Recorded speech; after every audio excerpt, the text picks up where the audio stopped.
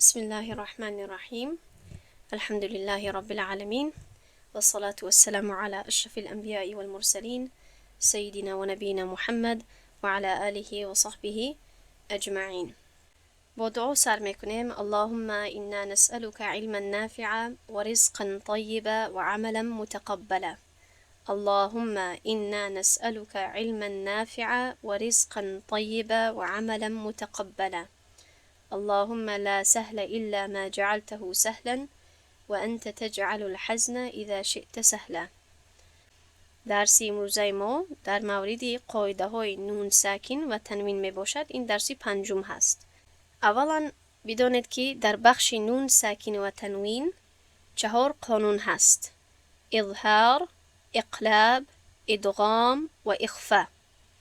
پس سر میکنیم از قانون یکم که قانون الاظهار گفته می شود. اگر بعد از نون ساکن یا تنوین شما الکی در درسی مقدمه تجوید از بعض اصطلاحات آسان و ابتدایی آگاه هستید که ساکن چی را گفته می شود، تنوین چی را گفته می شود و غیره، باز هم من روشن کرده می فهمانم. اگر بعد از نون ساکن این را نون ساکن گفته می شود یا تنوین کلمه هست که به 2 حرکت اشاره می کند، خواه حرکتی فتحتان، کسرتان یا ضمتان باشد. اگر بعد از اینها یکی از حرف های حلقی بیاید، الحروف الحلقیه، باید نون ساکن و تنوین را یا اینکه نون ساکن یا تنوین را، چون که یکی از اینها می آید، با اظهار خوانده شود.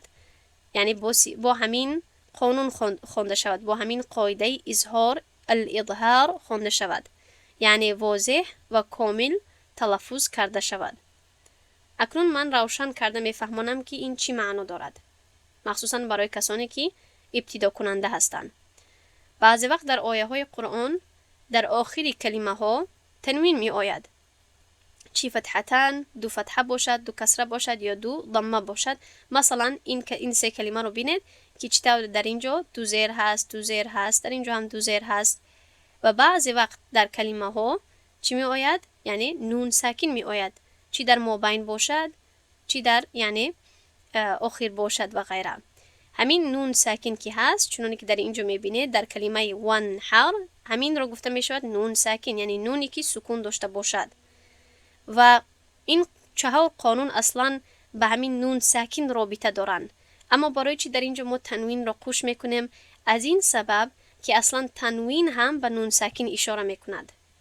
فهمیدین؟ یعنی که در اصل در لغت عربی هیچ وقت بالای حرف باید 2 حرکت نآید، چون که قدرتی یعنی آن حرف قدرتی این را ندارد که هر دوی تلفظ هر دوی حرکت را ادا کند، بلکه در اصل حرکت اول حرکت همون کلمه می باشد و حرکت دوم به نون ساکن اشاره می کند. پس در مثلا در ضمتین مثلا بگویم حرکت اولش یعنی ضمه اول به حرکت همون حرف اشاره می کند و ضمه دوم به نون ساکن اشاره می کند. خوب، پس اصلا این قانون وابسته هست به نون ساکن و از این جهت ما تنوین رو هم قوش میکنیم، از این سببی که تنوین هم اصلا یعنی به نون ساکن به انتها میرسد. پس نظر کنید که در اینجا من همین قانون را به واسطه یک تصویر برای شما پیش میکنم، چون که بفهمید که یک شاگرد میتواند که از چندین طریقه یاد بگیرد، علم بیاموزد. بعضی شاگردان از طریق شنیدن خیلی خوب حفظ میکنند و میآموزند و میفهمند. خوب، مثلا شنیده درس رو در ذهنشون قید کرده میتوانند. بعضی شاگردان باید درس را دوباره نویسند، از سببی یعنی دست خود رو استفاده کردن در ذهنشون میشیند. بعضی شاگردان از سبب تصویرات و خریطه ها از یاد میکنند و یاد میگیرند. این خودش یک فن هست که من وقتی که در مکتب بودم در درس های بالا، یعنی همین بخش رو چطور باید به شاگرد درس داده شود، یعنی فنی تخصص نیست، یونیورسیتی نیست، اما همین خیلی یک بخشی خرد هست که من برای شما توصیه میدهم که شما آگاه باشید، جستجو کنید که شما چطور شاگرد هستید، یعنی با چی واسطه، با چی سبب و طریقه شما خوب میآموزید. مثلا من اگر مثال خودم رو بگویم، من با واسطه شنیدن خیلی خوب می‌آموزم. برای همین است که من متن‌های فقهی رو، متن‌های یعنی درس‌های اسلامی رو زیادی وقت میشنوم و این برای من خوب است، چون که وقتی دوختن، وقتی شستن، وقتی اوقات پختن، همه وقت من یک چیز رو میشنوم و کوشش میکنم از یاد کنم. بعضی شاگردا باید عکس بکشند، صورت بکشند، این خیلی جدول و خریطه باید بکشند برای یاد گرفتن و آموختن. بعضی شاگردا باید چندین رنگ ها رو استفاده کنند. پس این گرچندی که به تجوید خاصتا تعلق ندارد، اما بسیار یک یعنی گپی فایده آور هست ان شاء الله که شما از این آگاه باشید. پس این یعنی تصویر رو نظر کنید. من همین قانون رو با واسطه تصویر برای شما پیش کردم که بعد از نون ساکن، البته این نون ساکن در درون کلمه می آید و تنوین در آخری کلمه ها می آید. اگر یکی از حرف های حلقی بیاید که یعنی 6 حرف های حلقی رو شما الکی از اونها آگاه هستید، پس باید قانون اظهار تطبیق کرده شود، یعنی که همین نون ساکن و همین تنوین رو باید واضح و کامل تلفظ کنید.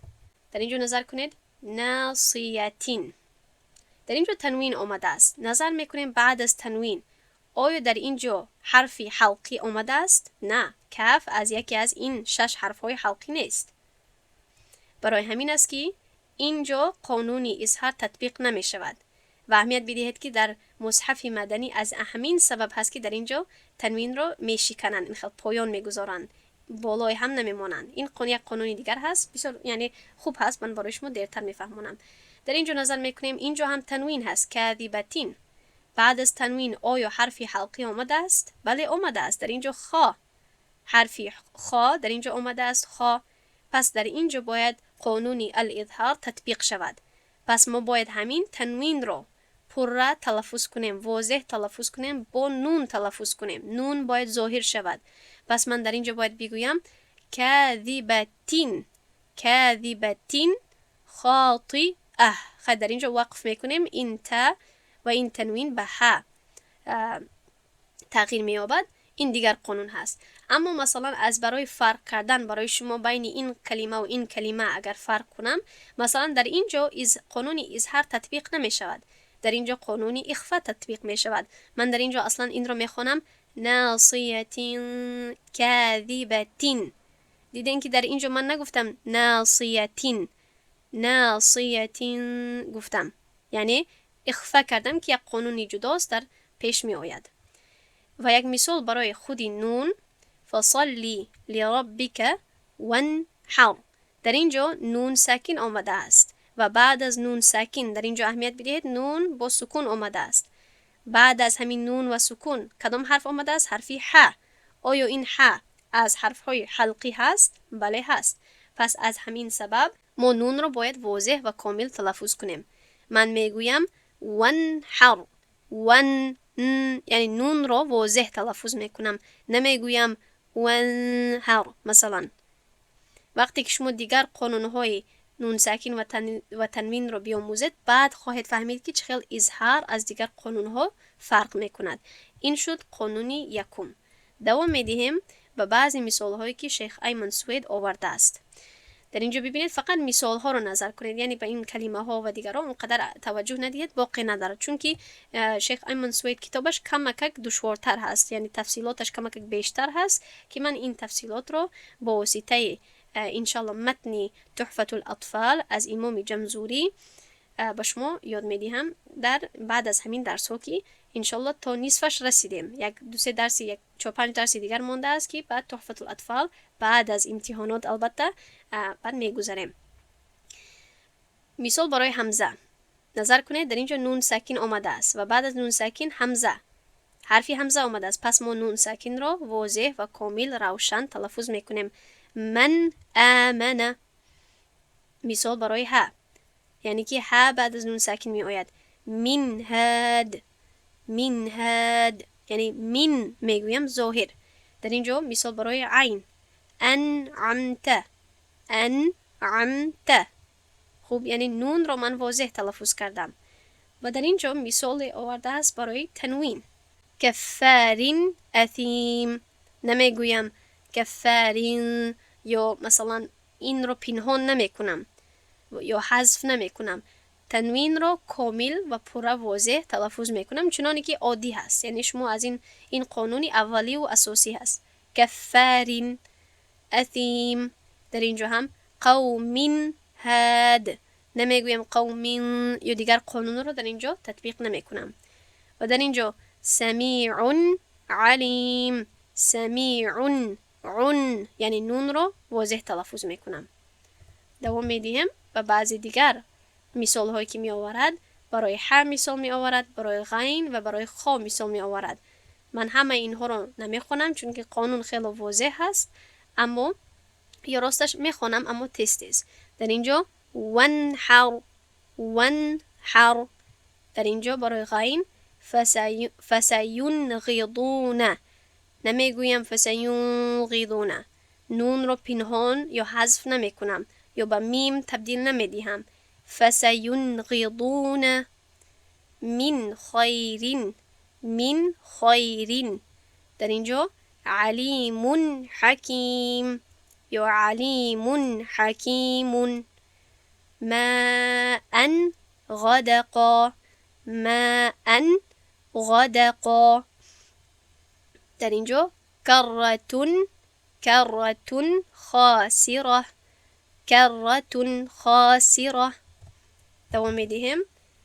اکنون یک از برای فایده علامت اظهار تنوین در بعضی مصحف ها چطور می آید؟ من در اینجا دو خط مصحف ها رو پیش شما آوردم و این قانونی که شیخ ایمن میفهماند در اینجا، این فقط برای مصحف های مدنی می باشد. برای مصحفی که از ترکیه می باشد، بعضی مصحف ها در ترکیه دیگر خیلی خطی نوشته می شوند. شکل خطی آنها، شکل خطی مصحف کمتر دیگر می باشد. یا در جنوب افریقا و هندوستان و زیادی دولت های فارس زبان هم این مصحف استفاده می شود. پس این قانونی که شیخ ایمن می گوید فقط به همین مصحف های مدنی جاری می شود، تطبیق می شود. من هم وقتی که اول قرآن رو یعنی می آموختم، یاد گرفتم طرز خواندن، البته در یعنی دولت های فارس زبان بودم، این رو استفاده می کردم و حتی بعد از یعنی سفر کردن هم این رو استفاده می کردم. اما وقتی که بعد در بخش حفظ که در آمدم و با یک استاده از مصر وقتی که تجوید رو آموختم، بعد به من گفته که این یعنی مصحف رو استفاده بر خیلی مفید هست. برای همین فرق نمی کند کدامش رو استفاده میبرید، اما خوب می شود همین مصحف مدنی رو استفاده برید. اما این کمک یعنی روشن نیست خطش. من اهمیت دادم که شاگردانی ابتدا کننده خیلی براشون دشوار هست، اما با کمک تمرین خواهید فهمید. اما شرط نیست، اگر خواهید همین رو استفاده برید باقی ندارد. اما این هم بعضی فایده ها دارد. عموما این بعضی قانون های تجویدی رو علاقه در همین خطش اشاره می کند به یکم خیل رنگ. اما این مصحف ها، این خط عموما اشاره نمی کند به قانون های تجویدی، اما بعضی قرآن های می باشد، مصحف های می باشد که رنگ می داشته باشند، یعنی که برای قانون های تجوید اشاره می کنند.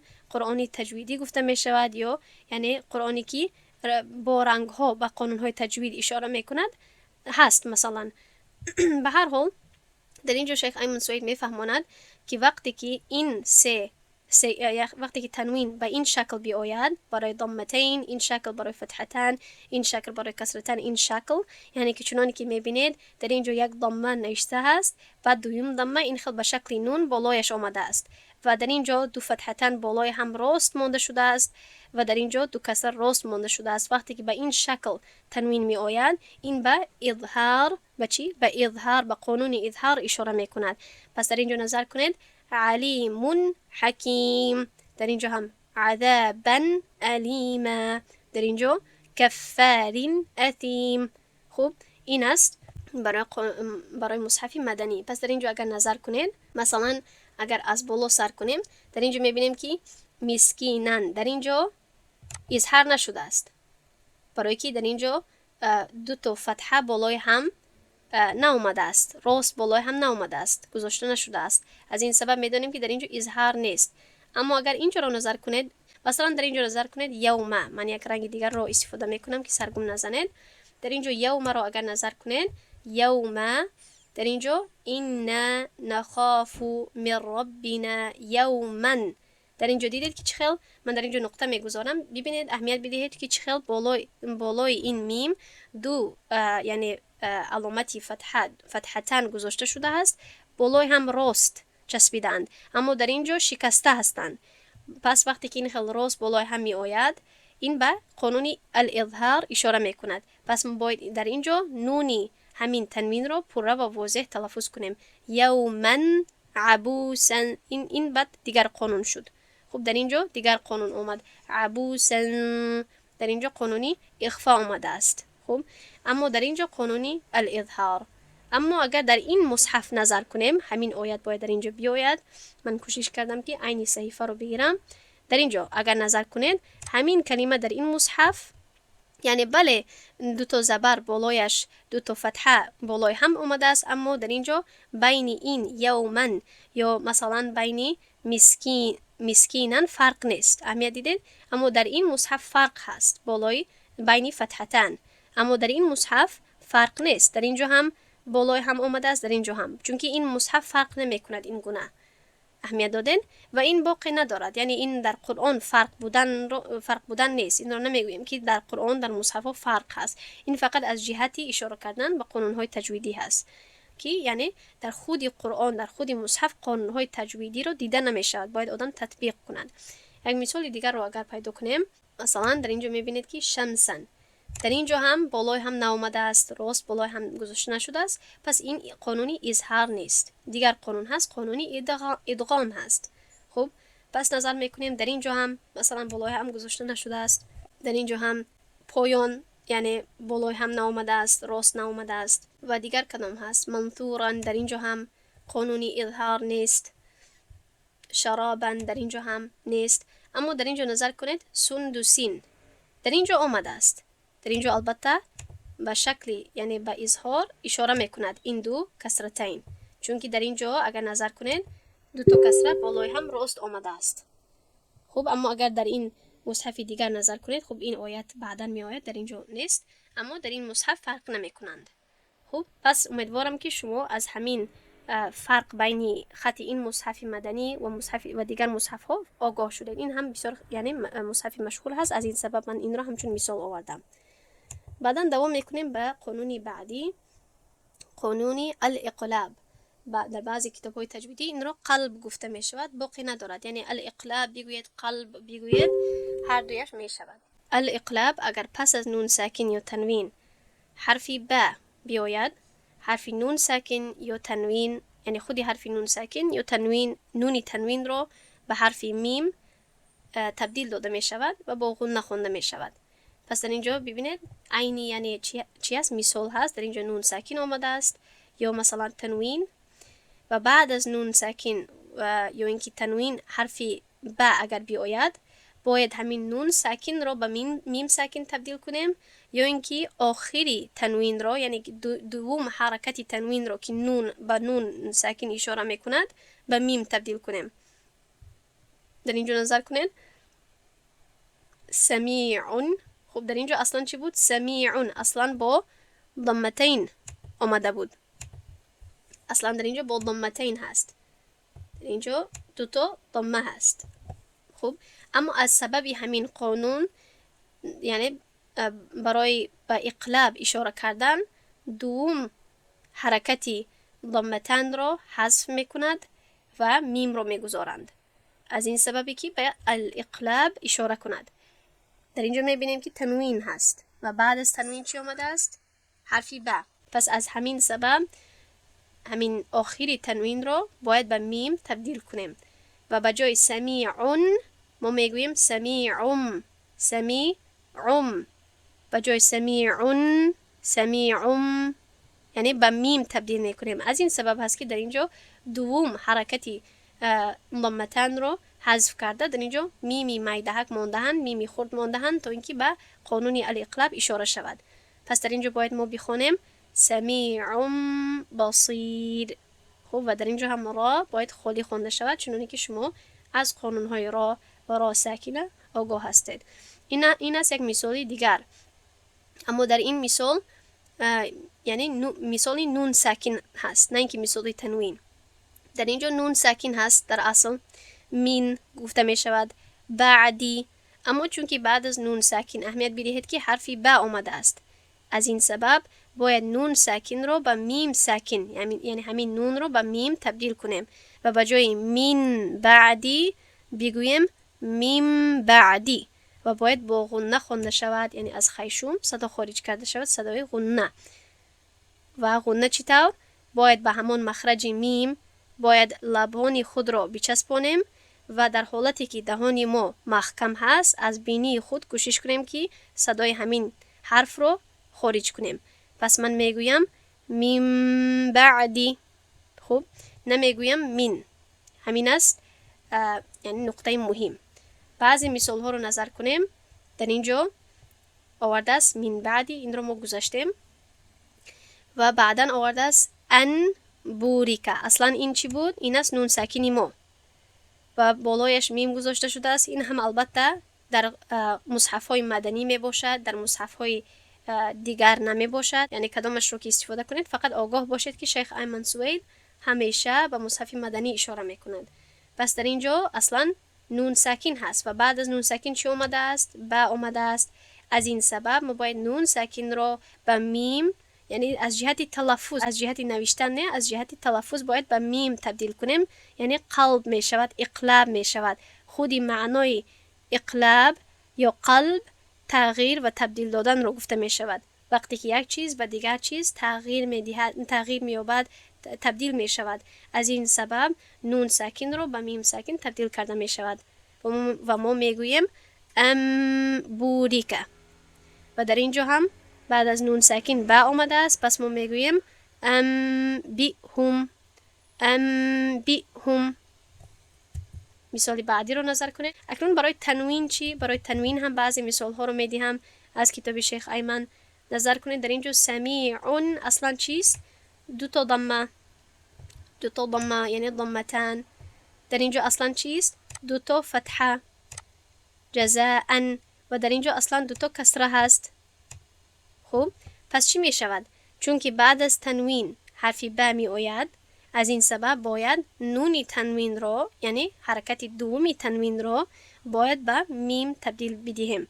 پس می گویم سمیعم به جای سمیعون، به جای نون می گویم میم. سمیعم بصیر. خوب، و در اینجا می گویم جزاءم، نه اینکه جزاءن، جزاءم بیما. و در اینجا باید بگویم شیئیم به جای شیئین. دقت کردید؟ اکنون دوام میکنیم و من برای شما یک مثال رو می آورم تا اینکه بین خط مصحف ها فرق رو ببینید. باز هم در اینجا در پایانش مصحف مدنی هست، مثال از مصحف مدنی، و در بالا مثال از دیگر مصحفی که خیلی مشهور هست. مصحف مدنی را نظر کنید. در اینجا علاقه شما آگاه هستید که باید چی شود؟ دوم حرکتی تنوین را به میم تبدیل داده می شود و در پیش همین حرکت گذاشته می شود. خیلی آسان و یعنی ظاهر هست. منفطرم به. خوب، منفطرم. روم میگویم، رون نمیگویم و با غنه تلفظ میکنم. اینش واضح. اما اینش رو نظر کنید. در اینش ضمتان رو همین خیل به شکل عمومیش گذاشته می شود و در پیشی به یک میمی کوچک رو نوشته می شود تا اینکه به همین قانون قلب یا الاقلاب اشاره کرده شود. هر دویش درست هست، یکم تاش نادرست نیست. فقط آگاه باشید وابسته به کدام مصحفی که استفاده میکنین از همین قانون اقلاب آگاه باشید. اصلا شما باید تا این درجه از این قانون ها آگاه باشید که اگر مصحف اشاره هم نکند شما باید بدانید که باید در اینجا همین قانون تطبیق کرده شود. فهمیدین؟ این رو میگویند تجوید رو دانستن. دوام میدیم قانون الادغام. ادغام چی رو گفته می شود؟ اگر پس از نون ساکن یا تنوین یکی از حرف های یرملون، من همین کلمه عربی رو به تاجیکی نوشتم، یرملون بیاید، یعنی 6 حرف های یا، را، میم، لام، واو، نون، همین 6 حرف ها رو وقتی یک جای کرده می شود، یعنی یرملون یا یرمولون، درستش یرمولون هست. من همین خیلی یرملون نوشتم چون که در زیادی کتابا یرملون می آید، اما چونانی که استادم به من گفت این اصلا باید یرمولون باشد. اما فرق نمیکنه چون که ما فعل رو به نظر نداریم، ما اصلا همین حرف ها رو در نظر داریم. اگر این حرف ها بیاید نون ساکن و تنوین را یا نون ساکن یا تنوین را به حرف پسیش داخل کرده می شود و گویا نون یا تنوین در لفظ نیست. نظر کنید از جهت تصویر، من در اینجا برای شما کشیدم، در اینجا تنوین هست، در اینجا نون هست، یکی از اینها می آید و پس از یکی از اینها اگر یکی از این حرف های یرمولون بیاید باید چی کرده شود؟ ادغام کرده شود. باید همین نون حذف کرده می شود، گویا از جهت تلفظ حذف کرده می شود، خوانده نمی شود. من به فکرم در اینجا خوب اشاره نکردم، یعنی نتیجه چی می شود. به هر حال همین خیلی میفهمونم نون حرفی که پیش از نون هست به حرفی که بعد از نون هست، البته یکی از این حرف ها می باشد، ادغام کرده می شود، پیوست کرده می شود و گویا نون تلفظ کرده نمی شود. و این چونین اگر تنوین باشد، همین آخری تنوین رو که نون ساکن می باشد، صدای نون می باشد، تلفظ کرده نمی شود و همین حرکت اولی تنوین رو به حرفی که از جمع یرمولون می باشد پیوست کرده می شود. از جهت مثال خوب بفهمید. مثال برای نون ساکن نظر کنید. در اینجا ما داریم نون ساکنی ما در اینجا هست. خب در اینجا اصلا بالایش ساکن هست، از سبب همین قانون ادغام نوشته نشده است. کلا لئن، این اصلا چیست؟ لئن لم ینتهی. پس در اینجا نون ساکن هست و بعد از نون ساکن لم آمده است. از این سبب چی میکنیم؟ حرفی که پیش از نون ساکن هست در اینجا حرفی حمزه هست، به حرفی که بعد از نون ساکن هست در اینجا لم هست پیوست میکنیم و گویا نون حذف میشود. گویا در خواندن، در نطق نون حتی شنیده نمیشود. ما به جایی که لئن بگوییم میگوییم لئل. خب پره ادغام میکنیم، یعنی پیوست میکنیم. حرفی پیش از همین نون رو گویا که در لم داخل میکنیم و نون گم میشود و حرفی که پیش از نون ساکن هست و حرفی بعد از نون ساکنه پیوست میکنیم راست به تلفظ نون ساکن. و در مثال تنوین یک بار نظر کنید، باز هم مثال های بعدی رو میبینید و روشن‌تر میشود. در اینجا ما داریم کسرتین، دو تا کسره هست و بعد از کسره ما لم آمده است، باز هم از حرفی یرمولون، از حرفهای یرمولون هست. پس از این سبب به جایی که فیومئذین بگویم و نون تنوین را تلفظ کنم، من همین حرکت اولی تنوین را به لم پیوست میکنم و گویا که نون تنوین را تلفظ نمی کنم، میگویم ذل، فیومئذل، نه اینکه ذن. و مثال ها را اکنون نظر کنید. و در اینجا بین ادغام کامل و ادغام ناقص فرق است. بعضی ها ادغام تام و ادغام ناقص میگویند، اما من در این بخش زیاد داخل نمیشوم چون که این در تحفة الاطفال می آید.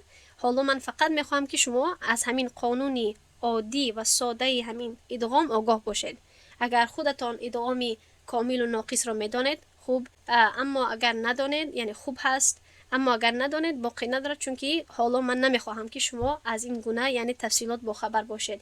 اما مختصر کرده بگویم، یعنی که ادغام کامل میتواند که یا با غنه شود یا با غیر از غنه. ادغام کامل در حرفهای نون، میم، لام و را می شود، یعنی که هم از جهت صفت حرف و خود حرف ادغام کرده می شود، یعنی حرفی که پیش از نون ساکن هست یا تنوین یا خودی یعنی حرکت تنوین به همین حرف ها پورا داخل می شوند، ادغام کرده می شوند و از جمع همین 4 حروف در حرف نون و میم ادغام کامل با غنه هست و در لام و را به غنه هست. اما ادغام ناقص که با غنه می شود در حرف واو و یا هست. دیدید که چه یعنی فرق هست بین ادغام کامل و ناقص. اما چون که صفت و یعنی خودی حرف و غیره حالا شما خوب آگاه نیستید به این بخش ها داخل نمیشه. من فقط همین خیلی یک اشاره کردم، چون که در اینجا ما صحیفه های شیخ ایمن رو چون که من میارم در اینجا چون که 2 تقسیم میکنن، شما سرگم نزنید که از چی سبب در اینجا 4 حرف نوشته شده است و در اینجا 2 حرف. از همین سبب هست که در اینجا ادغام یعنی دو گروه دارد، دو قسم دارد. به هر حال همین قانونی اساسی ادغام رو نظر کنید. ولن نشرک، در اینجا نون آمده است، اصلا نونی ساکن هست، نونی ساکنه. و بعد از نونی ساکنه چی آمده است؟ نون آمده است از حرفهای یرمولون. در اینجا مثلا با آمده است بعد از نون ساکنه، در اینجا میم، در اینجا لام. پس چی میکنیم؟ نون ساکن رو نمیخونیم، یعنی که حرفی که پیش از نون ساکن هست و حرفی که بعد از نون ساکن است پورا داخل میکنیم، پورا پیوست میکنیم.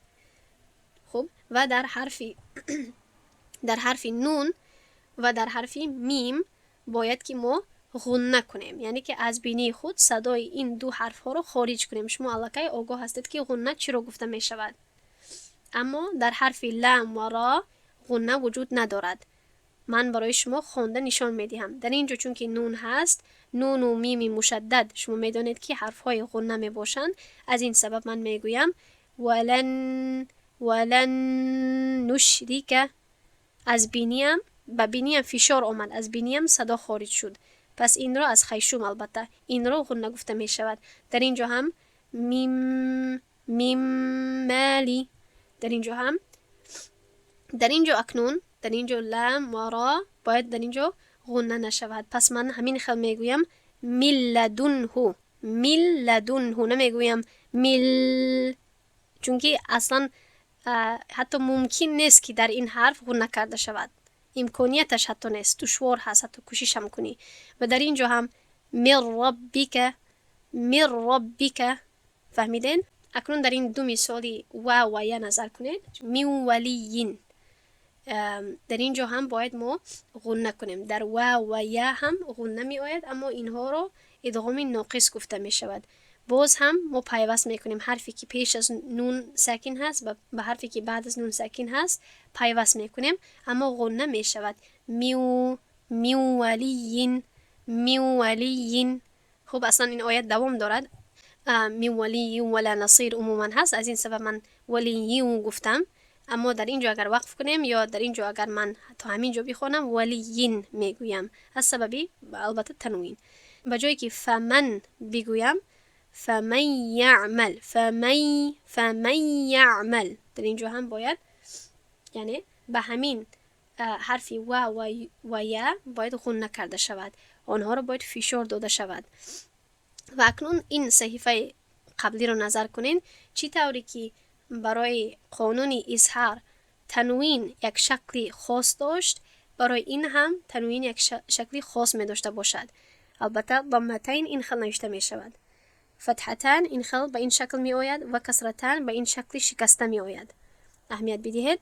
اگر اینها رو نظر کنین، اینها از صحیفه اظهار فرق می کنن. در اینجا نظر کنین که چی طور فتحتان این خل می آید بالای هم دیگر راست، کسرتان هم همین خل راست، شکسته نمی آیند، و ضمتان این خل به این شکل می آیند. اما اگر اینجا نظر کنین اینها فرق می کنن. خب و اگر در یعنی مصحف مدنی اگر خوب توجه داده اگر نظر کنید، بعضی قانون‌های یعنی ادغام رو هم می‌بینید. در اینجا من اشاره کرده بودم که این ادغام هست، مسکینو، در اینجا نظر کنید. در اینجا هم فتحتان شکسته به شکل شکسته آمده است که به همین ادغام اشاره کند. پس در اینجا ما باید همین دوم حرکت یا نون تنوین رو با و باید پیوست کنیم. مسکینو و یتی مو، در اینجا هم ادغام آمده است. دیگر یک گمته دیگر هست در اینجا هم هست فیها شمسو، در اینجا هم از سبب ادغام نونی فتحتان که بالای سین هست با واو، در اینجا فتحتان شکسته آمده است. به هر حال این بعضی مثال ها هست برای همین قانونی ادغام. اکنون نظر کنید به قانونی الاخفا. قانونی الاخفا فقط یک دشواری دارد که حرف هایی که برای این بخش می آید خیلی زیاد هست. اما اول در شاید کمک هیجانی شوید، تشویش کنید که من چخیل اینقدر حرف رو به فکرم بگیرم. اما فراموش نکنید که یعنی الحمدلله، یعنی ولله الحمد، الله سبحانه و تعالی حتی امکانیت می دهد به مسلمان که پورا کتاب الله رو، پورا قرآن رو حفظ کند. پس این 15 حرف چیست؟ اگر کوشش کنید دعا کنید، تکرار کنید، البته که از یاد میکنید. خب قانون اخفا چرا گفته می شود؟ اگر پس از نون ساکن یا تنوین یکی از حرف های اخفا بیاید که 15 حرف هستند، باید نون ساکن و تنوین را، من و نوشتم اما بهترش یا تنوین را، چون که یا نون ساکن میآید یا تنوین مخفی کرده شود و با غنه از خیشون خوانده شود. فهمیدید؟ مخفی کرده شود. چطور؟ مثال رو نظر کنید. این است مثال یکم برای نون ساکن. ولا انتم. اصلا چیست؟ انتم هست، یعنی که بالای نون سکون وجود دارد. این است مثال ما. و بعد از همین نون ساکن حرفی تا آمده است. دیدین؟ حرفی تا در اینجا وجود دارد که حرفی تا یکی از حرف‌های اخفا می باشد. تا، ث، جیم، دال، ذل، ز، سین، شین، صاد، تا، ض، ف، قاف، کف. اولا وقتی که من این رو ازیاد کرده بودم همین خیلی میگفتم، یعنی تا، ث، جیم، دال، ذل، ز، سین، شین، صاد، تا، ض، ف، قاف، کف. این خیلی 2 تا 3 تا کرده میگفتم.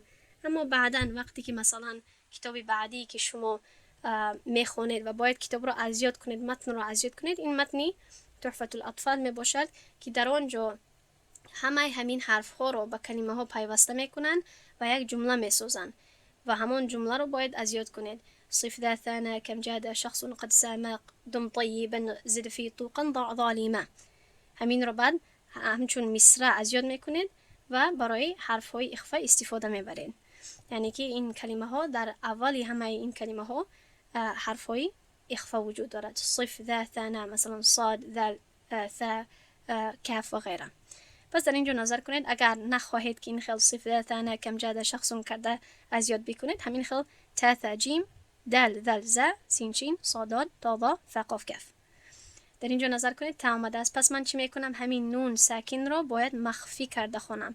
مخفی کرده خوانم یعنی که به مخرج فشار نآورم، خود نون رو تلفظ نکنم، از خیشوم این رو کوشش کنم تلفظ کنم، از خیشوم، از بینی باید یعنی صدا خارج کرده شود، صدای غنه.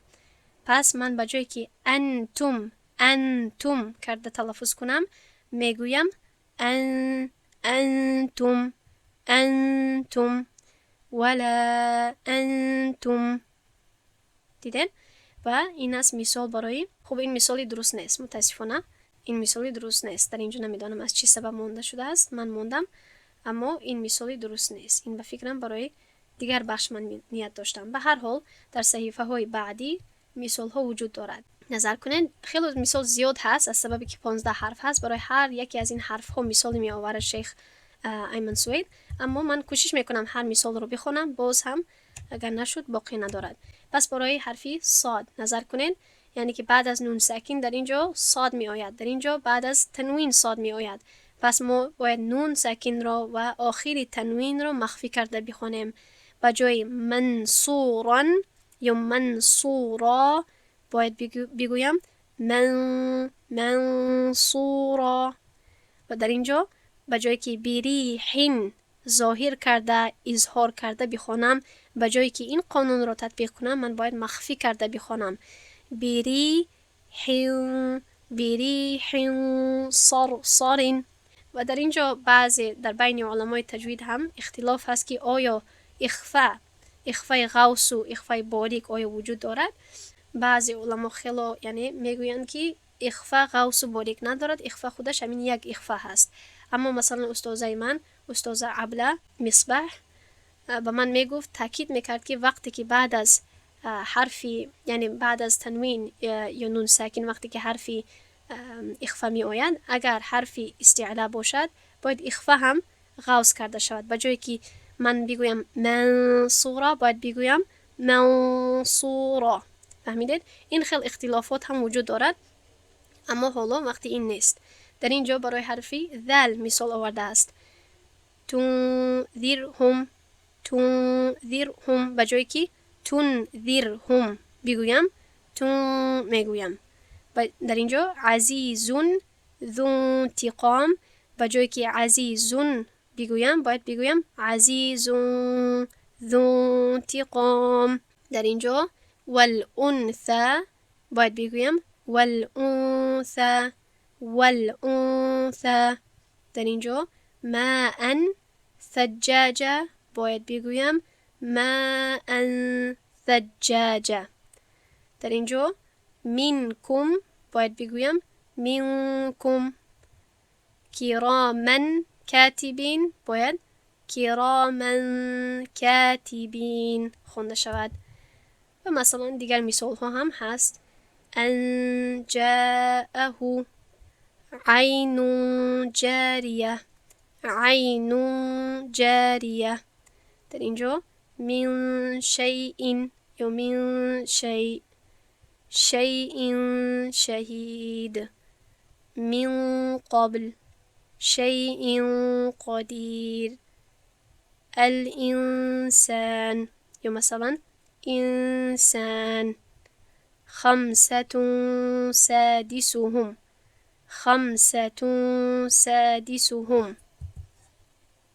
من دون وكأسا دهاقا عن طبق كشجرة طيبة منزلون نفسا زكية أنفسكم تبعا فهل من تفاوت حلية تلبسونها منضود قسمة ضيزى انظر قرى ظاهرة.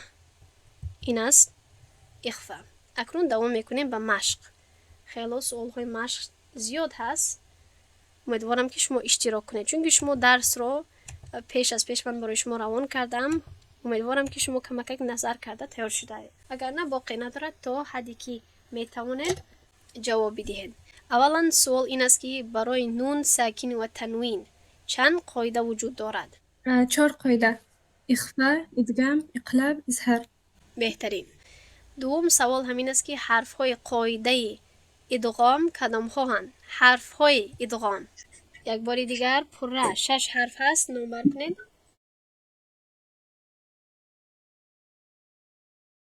بله درست. خب اکنون شما جواب بدهید که حرف های حلقی کدام ها هستند؟ حرف های حلقی 6 تا حرف های حلقی می باشند استاد جان. همزه ها، عین ها، غین خو. بهترین. اکنون حرف های اخفا کدام ها هستند؟ 15 تا حرف های اخفا داریم، یعنی که پوشیده خونده می شود اگر که با حرف نون روبرو شود. حرف های تا، سا، جیم، کف، قاف، قا، ظا، ذل، فا، حرف شین، حرف سین، حرف صاد، حرف زی. نمیدانم از پیشتون یکم خطا خورده باشد اما باز هم تا، ثا، جیم، دال، ذل، زا، سین، شین، صاد، ضاد، تا، ضا، فا، قاف، کف. همین ها. اما در همین سوالی در اینجا کفارین اثیم کدام قاعده تطبیق می شود؟ کفارین اثیم قاعده اظهار. همین رو بفهمونید، یعنی پورا قاعده رو بفهمونید خوب می شود. وقتی که نون ساکن و تنوین با 6 تا حرف‌های حلقی یعنی همزه ها، عین ها، غین ها روبرو می آید اظهار کرده خوانده می شود. یعنی اظهار در معنای اصطلاحاً روشن کرده خواندن است. کفارین اثیم. درست جواب دادید. بهترین. اکنون سوالی بعدی در این کلمه اینجا باید این باشد. منصوران کدام قاعده تطبیق می شود؟ بفرمایید. در این کلمه قاعده اخفا تطبیق می شود، یعنی اینکه حرف نون را پوشیده خوانده می کنیم، یعنی چندان ظاهر کرده نمی شود. مثلا منصوره، چون که حرف صاد از حرفای اخفا می باشد. بهترین. و در اینجا را رو پر کردید یا خالی کردید؟ منصورا یا را؟ در اینجا پر کرده می شود، پر خوانده می شود. درست. سوالی بعدی در اینجا سمیع بصیر. من همین خیلی به قاعده می خونم. کدام قاعده تطبیق می شود؟ سمیع بصیر. اگر که خطا نکنم این قاعده چی است؟ با اومدگی اینجا اقلاب. درست. و اقلاب چی معنی داره؟ اقلاب این یعنی دیگرگونی چی است؟ دیگرگونی حرف است. سمیع بصیر یعنی تبدیل می شود میم به. درست گفتید. یعنی آخر تنوین، نون تنوین به میم تبدیل می شود سمیع بصیر. درست گفتید.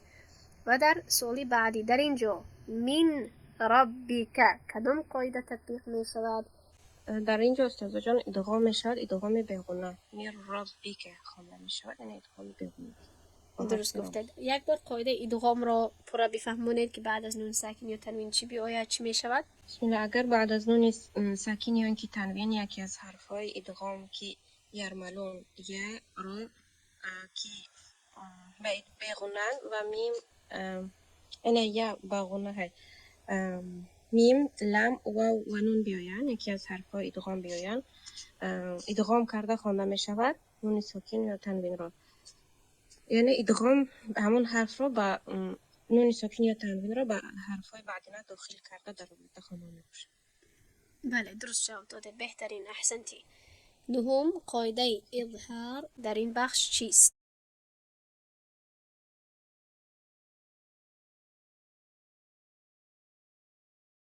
درست. اکنون بعدا قاعده اقلاب در این بخش چیست؟ قاعده اقلاب یعنی عوض کردن. اگر بعد از نون ساکن یا تنوین حرفی با آید، نون ساکن و تنوین رو با حرف میم عوض کرده با روایه غنه آواز رو از دماغ برآورده خوانده میخونیم. بله درست. احسنتی. اللهم زد فزد. تمام. در همین جا درس به انتها میرسد انشاءالله. امیدوارم که همه این 4 قاعده ها واضح و روشن باشند. سبحان الله و بحمده، سبحانك اللهم و بحمدك، نشهد ان لا اله الا انت، نستغفرك و نتوب الیک. السلام علیکم و رحمت الله و برکاته.